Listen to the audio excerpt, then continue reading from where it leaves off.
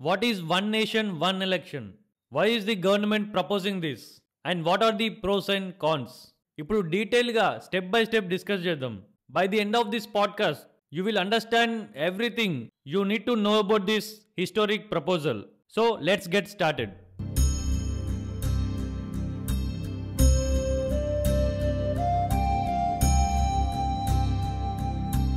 One nation one election అంటే ఏంటి? ఇండియాలో all elections like Lok Sabha, state assemblies, panchayats and municipalities అన్నీ సేమ్ డేట్కి కండక్ట్ చేయాలి.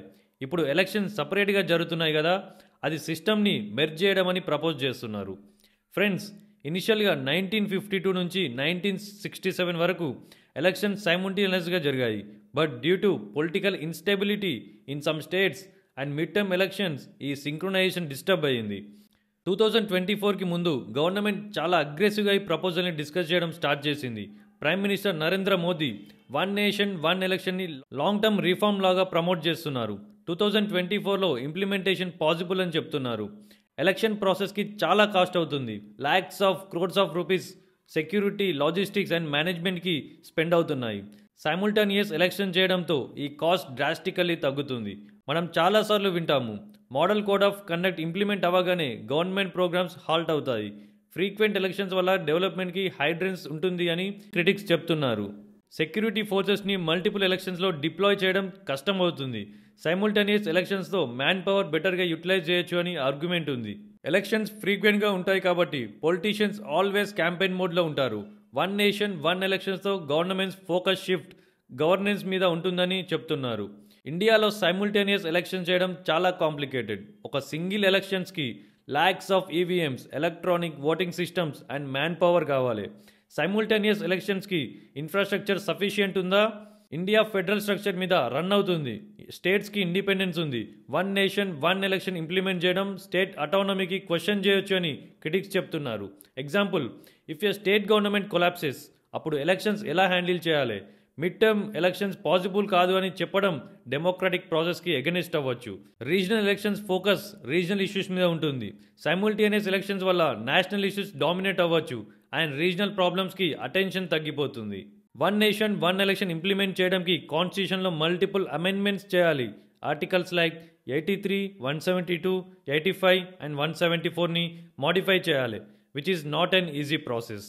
సపోర్టర్స్ చెప్పేది ఏంటంటే వన్ నేషన్ వన్ ఎలక్షన్ వల్ల cost, time and resources save అవుతాయి.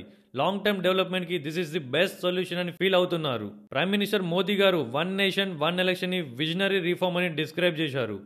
Opposition parties one nation one ఎలక్షన్ని అపోజ్ చేస్తున్నారు, saying it undermines democracy. Regional పార్టీకి ఈ ఐడియా బిగ్ కన్సర్న్గా ఉంటుంది. ఫర్ ఎగ్జాంపుల్, తెలంగాణలో టీఆర్ఎస్ పార్టీ చెప్పింది స్టేట్ ఎలక్షన్స్కి ఇండిపెండెన్స్ ఉండాలి, one nation one election regional అటానమీకి థ్రెట్ అవ్వచ్చు అని.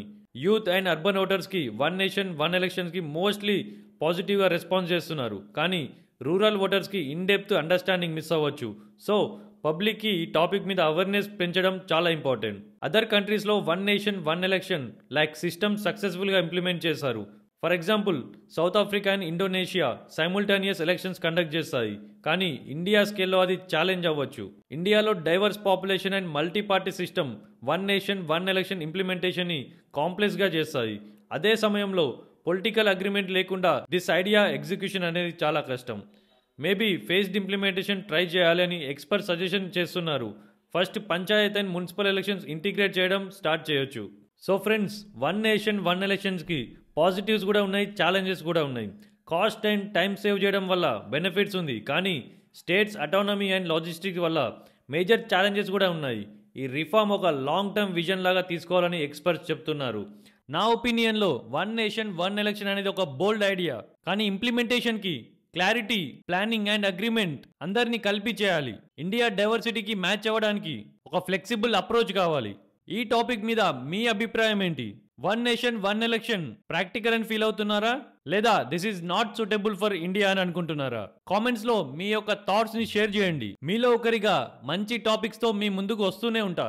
మీ సపోర్ట్ తో ఇంకా చాలా టాపిక్స్ డిస్కస్ చేయాలి. So don't forget to like, share and subscribe. See you in next video. Thank you. నేను వినీత్ క్యాదాస్. జై హింద్.